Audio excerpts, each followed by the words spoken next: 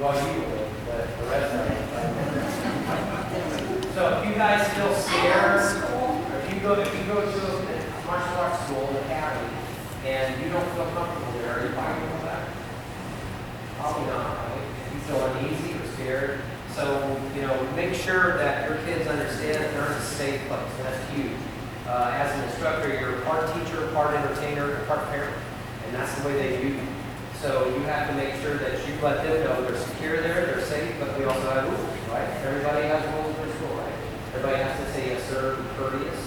And that's what I try to do with all the kids in the school. And now my after school is going to be almost 30 this year. It just keeps growing and growing and growing. This last year I had my Emma, who's 5 and has the biggest attitude on the planet. But she did great because she was encouraged. The other thing you need to make sure you do, and you can hear it in Miss Pattinson's voice and the way she works with them, is that encouragement. And I was even at testing last weekend. I saw some of my kids, and I had to tell them when I first got to school years ago, there were kids in there, and I looked at them when they were lower ranks. I was like, man, are they ever going? And 5 years, 6 years down the line, they were phenomenal. But why? Because they had encouragement. I never gave up on them, even though I was thinking, man, this is going to be a struggle. But that encouragement, you look at Tyler Rook. You should have seen him when he started. Most everybody knows Tyler Rook. He was uncoordinated and flexible, just really shy, and then he's the only little dragon in the organization ever getting a 4th-degree black belt. And then his hands were great. And it's that encouragement that goes a long way. But for you guys, when you're working with kids, especially when you go back to the strain behavior, there's a couple of things that you're instructing kids, whether they're little dragons or older, that they need to know. So I got a question for you guys. Which one do you want to speak? Oh, all right. Not you. All right. Tell somebody else. Oh, there we go. Okay. So if you're around an adult, it could be a neighbor, a family member, it could be a teenager, and they make you feel nervous. What should you do? Very good. You know how many kids get asked that? And they think to be polite, they're not going to say anything. Little kids are like Geiger counters. They have that instinct. Evolutionary psychology, same thing with the predator program for women. Women have an instinct. Kids have it too. Men tend to not have it as much because we're more knuckle draggers and we just don't care. And I mean, that's a joke, but it's also true. But kids and women have that sense that's a little more keen than us. And a lot of kids don't understand that. They get nervous around adults. It could be a family member, it could be a neighbor coming over for a barbecue. If they're nervous, some of the kids think it's just polite not to say anything. They need to tell you. They have to have that communication with your parents. You get around a teenager or an adult, it could be anywhere. At school, it could be your neighborhood, it could be at church. You need to tell mom and dad that you're wrong. No big deal. I mean, it could be just somebody you just are uneasy about. But if they're giving off a weird vibe, you need to let mom or dad know. And that's always. Now, what did I just say? Who's listening? No, I need somebody. I want you guys. What are you doing? What did I just say? Are you guys even listening? Were you listening? Okay, what did I say? What did I say? What did I say? If they're giving you an uneasy vibe to get a toe. Yeah, and the real young kids, and I've been saying this for years, but I remember as Christina or somebody put up, I said it makes your stomach feel queasy. Because some kids, they'll have a nervous stomach if they're around somebody who makes them feel nervous. And I've been explaining that for years, but somebody put it up on Facebook that that's the way people are starting to explain it to kids. So, anybody who teaches kids, what are the 3 most common ploys that abductors use? What are the 3 most common? You did one. What's the other 2 most common? Candy. What's the other one? I need help saying not this. Candy? You want candy or something to drink? What's another thing that guys use to drink? I have puppies for kids, or I've lost it. Can you help me find it? What's the third one? It's the one that was used on Haley Owens. I'm lost. I need directions. Can you help? That's what he did 3 times. The first 2 times, she felt nervous. That little voice told her not to go in the car. The 3rd time, she decided to be helpful and nice because he looked, sympathetic. So those are the 3 main. There's other ones. The 3 main ones they use are I'm lost.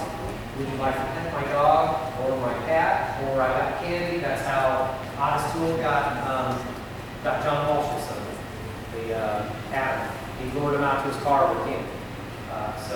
It's something you can do. You can talk about it when you hear it. You have to role play. And I can't go to the parking lots. It's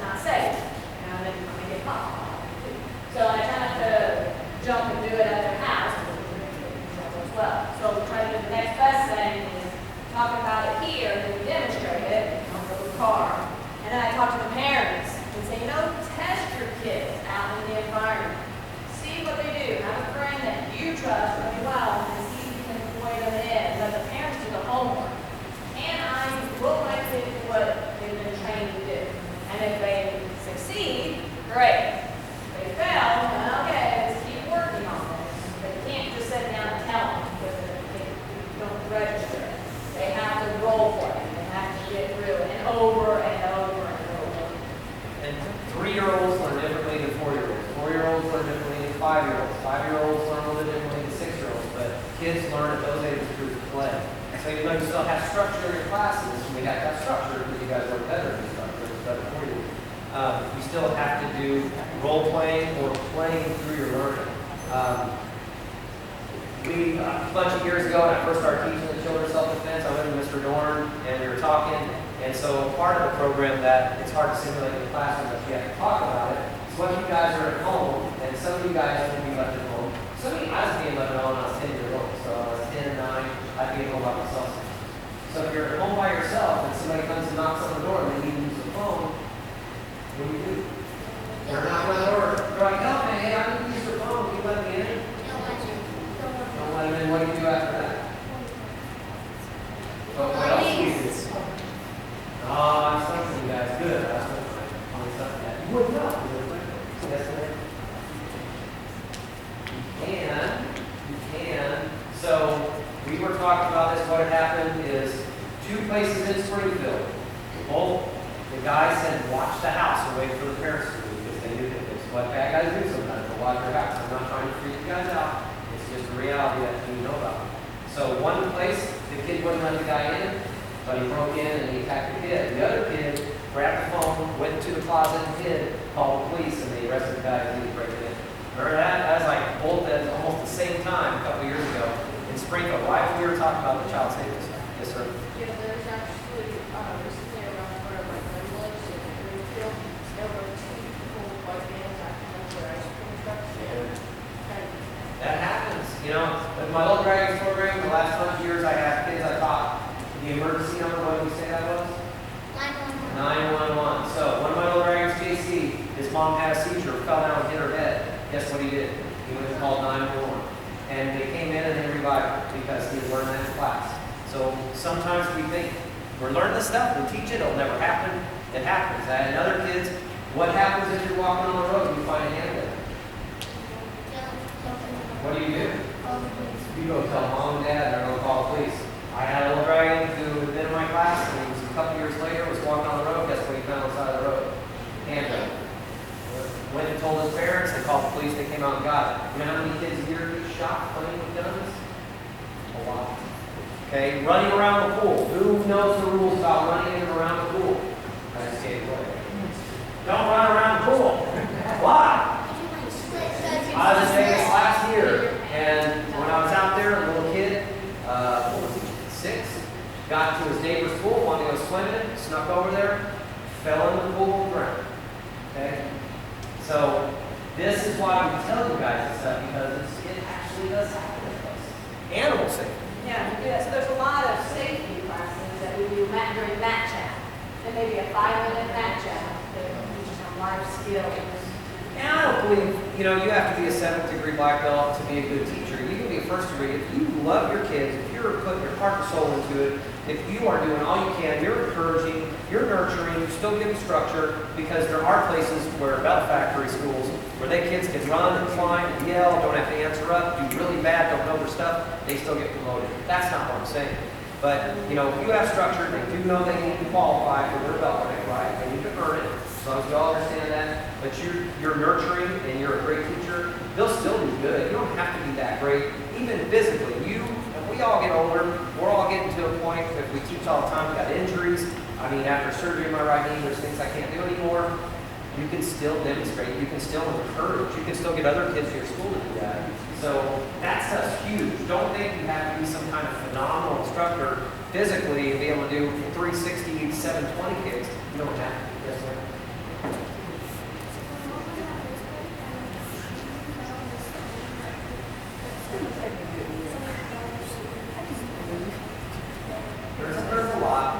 There's a lot of kids who get abducted, and that's another reason we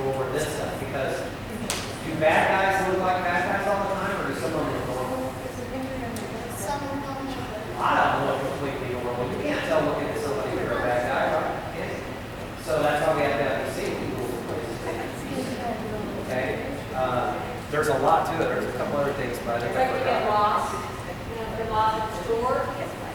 What do? Go to the cash register, right? Get lost and then shoot you pretty down. No. Your mom's lost. You may not be lost, but your dad's lost. You go to the cash register, find someone that works there, and say, "Can you help me find my mom? Should you ever leave the store?" No, stay in that spot. Don't leave that.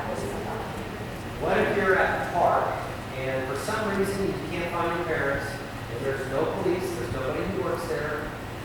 Who do you go to for help? How do you find somebody to help you? You don't.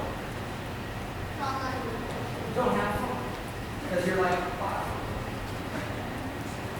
You don't have a phone. You're at a park, someplace like a park, but there's no police, there's no security, nobody's working there. Can't find mom or dad. Who do you go to? You might have to trust a stranger, right? So I'll give you multiple choice.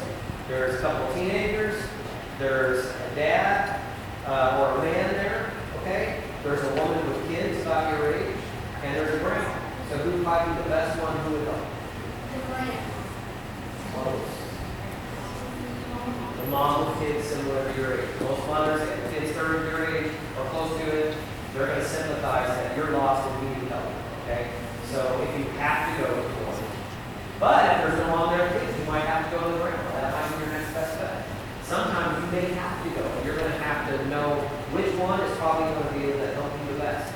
Because there are situations where there's not any, there's nobody around that you can usually go to, like a park ranger or somebody working there, or, then there's services. You may not be able to find somebody. It's hard to find somebody. Go to Menards. You walk around there for hours and nobody else, okay? You just walk around there and say, "Hello, I need to buy something." There's nobody. So who would I find out? So that happens to be there. So when you have those kids programs, they'll be huge as long as they trust you. You're part of their team, but you also teach them too. That's important. And then we see it a lot. Our kids don't learn anything. There's schools. There's one in Springfield I want to talk about. 30 minutes. You pay them $120. They come in 1/2 hour per week, $120 per month, and they do games for 30 minutes. That's the one thing I want to touch on real quick. I try to end all my kids' classes, and I end World Dragons with a game. Why? Why do you want to end with a game? There's a reason for it. Yes, sir. End on a fun note. What? End on a fun, good note. Yeah, but why? Even when you're doing an older class, older and it's a hard, grueling class, you end with something fun. What's the last thing they're going to remember? The fun thing. And that's what's going to stick out in their mind, right? So, there's been people who do like 5 minutes of class and 25 minutes of games. That's not what you're going to do. Go and have a good, maybe 5 minutes, sometimes 10 minutes, but mostly 7 to 5 minutes to end the class. If you can end with a fun game that they love, and you just were here this week. What's your favorite game that you play? Pad jumping. The pad jumping game. Just make sure they don't bunny hop because they'll go face first and hurt their back. They always have to jump off one foot. Sword fighting, pad jumping, dodgeball, man, and there's a ton of games online you can look into. Sword fighting, I think. Or was it dodgeball? Huh? Yep. You got the paddles. I bought like the Action Flex ones are like $30 each, and they can't kids ruin them. So I won't do that again. But you can get the blockers. And so just no headshots. Use common sense. They can't swing at the head. Arms and legs only. But for you guys, you also have to listen to good students. And then how do you interrupt? How do you say? Yes, sir. Yes, ma'am. Why is that important? Why are you guys saying yes, sir? Yes, ma'am. Yeah, there's a lot of people out there these days and their kids don't put respect. Plus, most parents, I know I've had encountered a parent or two who said, "I don't want them to call me yes, ma'am." That's not what I want my kid to do. When they say that, okay.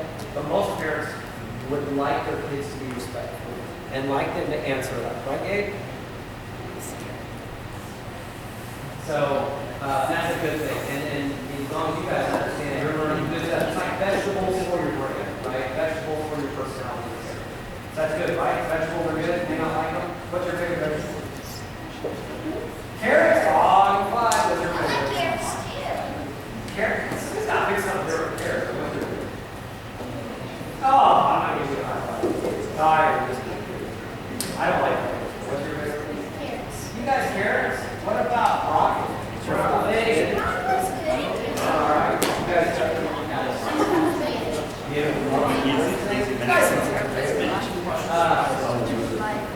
Your rapport, your interaction with them is probably number one, and that's something that a lot of people don't get. So. Well, hang on. That's what you guys do. Everybody sit down. You better have a seat. Have a seat. Everybody sit down. That's what I like. Okay. So sometimes means it's crazy. So all members for the bad activity.